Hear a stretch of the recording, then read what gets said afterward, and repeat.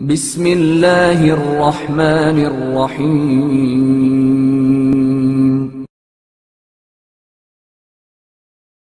امام حسین علیہ السلام کا لشکر حر کو پانی پلانا آل رسول کا وتیرہ رہا ہے کہ وہ ہمیشہ بھوکوں اور پیاسوں پر رحم کیا کرتے تھے، اور انہوں نے یہ کبھی نہیں دیکھا کہ ہم جسے کھانا کھلا رہے ہیں یا پانی پلا رہے ہیں وہ اپنا ہے یا بیگانہ، حلیف ہے یا حریف۔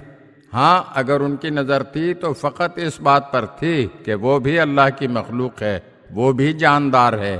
امیر المومنین علی علیہ السلام نے میدان صفین میں پیاسا رکھنے والوں کو پیاسا نہیں رہنے دیا، اور ان کے فرزند ارجمند امام حسین کا کردار یہ ہے کہ جب وہ مکے سے کوفہ جا رہے تھے تو ایک منزل پر قیام کیا، اور وہاں آپ نے بہت سے اونٹوں پر پانی لدوا لیا۔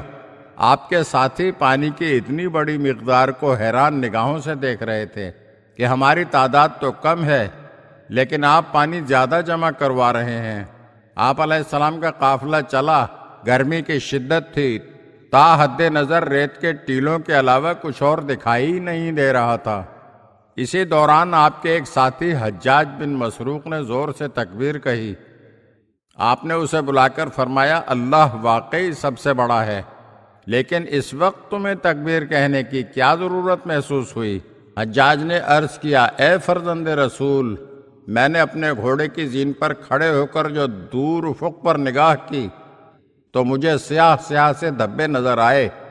میرا خیال ہے کہ صحرا ختم ہونے والا ہے اور جلد ہی نخلستان آنے والا ہے، اسی لیے میں نے تکبیر کہی۔ آپ علیہ السلام نے فرمایا، یہاں کسی نخلستان کا وجود نہیں ہے، میرا خیال ہے کہ دشمن کی فوج ہم سے لڑنے کے لیے آ رہی ہے۔ پھر آپ علیہ السلام نے حضرت عباس کو حکم دیا کہ قافلے کا رخ ایسی طرف کیا جائے جہاں دشمن ہمیں چاروں طرف سے گھیر نہ سکے۔ حضرت عباس نے ذو حشم کی پہاڑیوں کی طرف اپنے قافلے کو موڑا اور دشمن کے پہنچنے سے پہلے خیمے نصب کروا دیے۔ اہل حرم خیام میں تشریف فرما ہو گئے۔ اتنے میں دشمن کی فوج، جس کی قیادت حر ابن یزید ریاحی کر رہے تھے، پہنچ گئی۔ حر کے لشکر کی تعداد 2000 تھی۔ گرمی کی شدت سے ان کے چہرے مرجھائے ہوئے تھے اور پیاس کی وجہ سے ہونٹوں پر پپڑیاں جمی ہوئی تھیں۔ پورا ہی لشکر پیاس کی وجہ سے مرنے کے قریب تھا۔ دنیا کا کوئی بھی جنگجو ہوتا تو اپنے لشکر کو حکم دیتا کہ ہمارا دشمن پیاسا ہے، اس پر حملہ کر دو۔ اگر بالفرض دنیا کا کوئی نہایت رحم دل بادشاہ ہوتا تو یہی کہتا کہ انہیں کچھ نہ کہو، یہ کچھ دیر بعد خود ہی ایڑیاں رگڑ رگڑ کر مر جائیں گے۔ مگر رحمت للعالمین کا نواسا دشمن کو بھی پیاسا دیکھنا برداشت نہیں کر سکتا تھا۔ آپ علیہ السلام نے حکم دیا کہ حر کے لشکر کو پانی پلایا جائے۔ امام حسین علیہ السلام کے ساتھیوں نے پورے لشکر کو پانی پلایا۔ اسی لشکر کا ایک سپاہی علی بن طحان محاربی کہتا ہے کہ میں پیاس کی وجہ سے بے تاب ہو چکا تھا اور میری آنکھوں کے سامنے دھواں سا چھایا ہوا تھا۔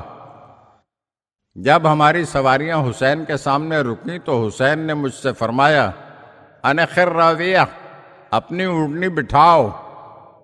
خدا کی قسم مجھے حسین کے لب تو متحرک معلوم ہوتے تھے، لیکن پیاس اتنی تھی کہ مجھے حسین کی گفتگو سمجھ میں نہیں آتی تھی۔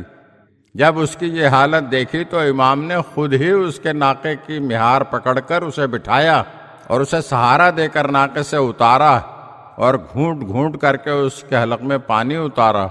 جب تمام لشکر سیراب ہو گیا تو آپ علیہ السلام نے فرمایا، ان کے جانور پیاسے ہیں۔ چرمی حوض رکھے گئے اور ان میں پانی اونڈیلا گیا۔ آپ نے حکم دیا، جب تک کوئی جانور 3 مرتبہ خود منہ نہ اٹھا لے اسے پانی سے نہ ہٹایا جائے۔ سامعین کرام، اس مقام پر تھوڑا سا رک جائیے اور ذرا کربلا پر نظر دوڑائیے۔ آپ دیکھیں گے کہ حسینی خیام دریا کے کنارے سے اکھڑوا دیے گئے۔ امام کے خیام میں پیاس ہے۔ امام علیہ السلام خود پیاسے ہیں۔ آپ کے جوان اور معصوم بچے اور مہمان سب کے سب پیاسے ہیں۔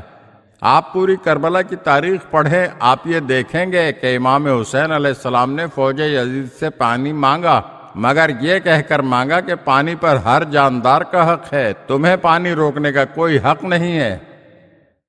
کربلا کی تاریخ میں آپ کو یہ جملہ ہرگز دکھائی نہیں دے گا کہ آپ نے فرمایا ہو کہ تمہیں شرم آنا چاہیے، کل ہم نے تمہیں پانی پلایا تھا، آج تم ہمیں پانی پلاؤ۔ آپ علیہ السلام نے وقت شہادت تک فوج یزید کو اپنا احسان یاد دلا کر شرمندہ نہیں کیا۔ اگر آپ ہمارے چینل کی نئی ویڈیوز دیکھنا چاہتے ہیں تو ہمارے چینل کو سبسکرائب کریں اور گھنٹی کے بٹن کو دبائیے تاکہ ہر آنے والی ویڈیو آپ کو جلد موصول ہو سکے۔ اور ہاں، لائک اور شیئر ضرور کیجیے اور اپنے قیمتی کمنٹ سے ہمیں آگاہ کیجیے۔ شکریہ۔